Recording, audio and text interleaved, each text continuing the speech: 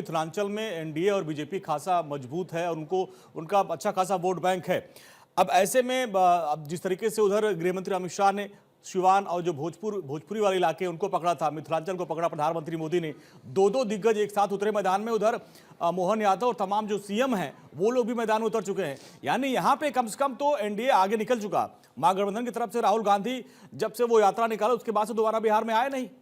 देखिए, दो बातें हैं जो कंपैरिजन है। अगर हम ग्रास रूट पे वर्कर का कंपैरिजन दोनों गठबंधन का करें तो करना बेमानी होगा। दूसरी बड़ी बात है, स्ट्रेटेजी का करें तो भी करना बेमानी होगा। जब बिहार चुनाव कब सिर्फ 2 ही साल सरकार में पूरे हुए थे, तब से बिहार की स्ट्रैटेजी तैयार है। बीजेपी की मैं बात करूं तो कि क्या कर रहा है, कैसे करना है। अब आप देखिए कि ये तो अभी शुरुआत है। आज से नरेंद्र मोदी मैदान में उतरे हैं, अमित शाह मैदान में उतरे हैं।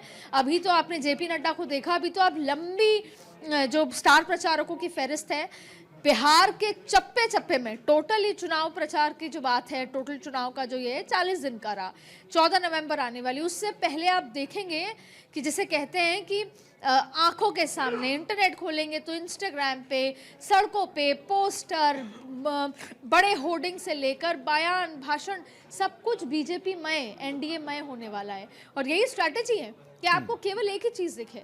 फिर देखिए हाल ही में कैसे महिलाओं के खाते में पैसे गए। बीजेपी का एक बड़ा सपोर्ट है। नीतीश कुमार की सरकार के पास ना इतना फंड है, ना सरकार के पास इतना पैसा था। ये पूरी स्ट्रैटेजी।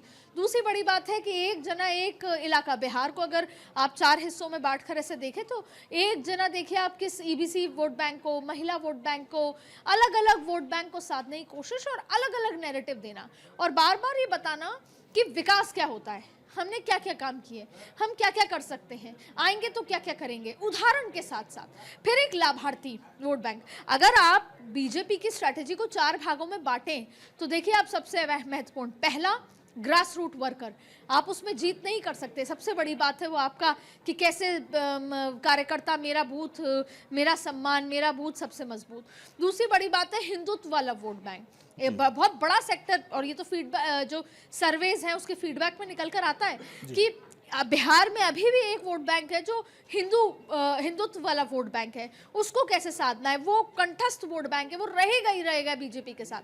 फिर एक वोट बैंक आता है जो नियो नेशनलिज्म वाला है कि ट्रंप को कैसे जवाब दिया, ट्रंप ने बुलाया हम नहीं गए, ट्रंप का फोन आया हमने कुछ नहीं कहा, ट्रंप कह रहा है माय डियर फ्रेंड, हमने जवाब नहीं दिया, हमने भी रिप्लाई में कहा कि ठीक है। तो एक वो नियो नेशनलिज्म वाला है कि हाँ हमने 370 कर दिया, हमने पाकिस्तान को जवाब दे दिया।